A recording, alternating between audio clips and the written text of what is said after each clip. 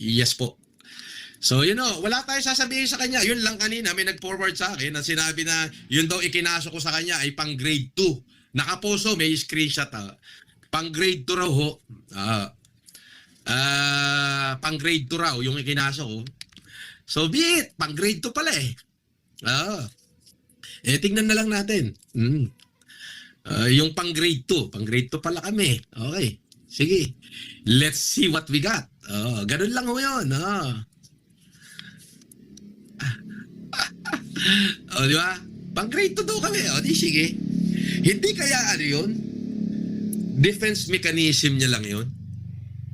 Oo, kasi pagka pumabor sa atin ng korte at nakita yung bigat ng ating ikinaso, mag-asawa silang makukulong dito.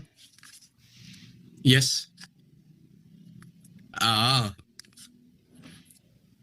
Hindi ako atras dito.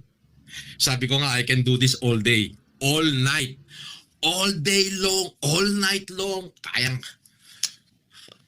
Wala na akong gagawin sa buhay ko kundi magkaso na magkaso. Ganon. May sinabing pangit, kaso. Sinabing pangit, kasuhan agad. Ganon. Ganon na. Pinokus ko na yan. Na talagang puro kaso na gagabutin nila ngayon.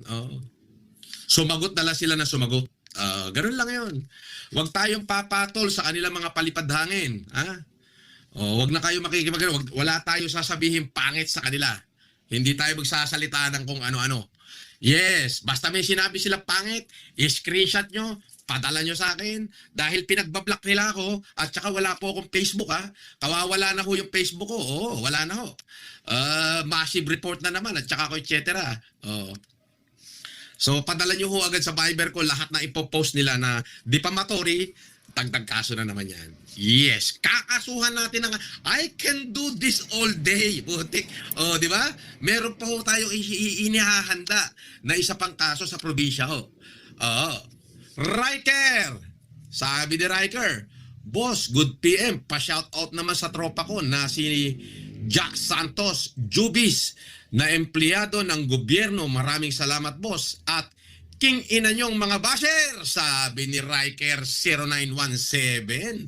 Malupet, Riker, pet malu. Shoutout sa'yo, Riker Again, sabi ni Riker, nagpalipad siya. Sabi niya, shoutout daw sa tropa niya na si Jas Santos Jubis na empleyado ng gobyerno.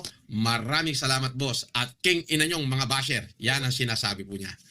Yes, ni Riker.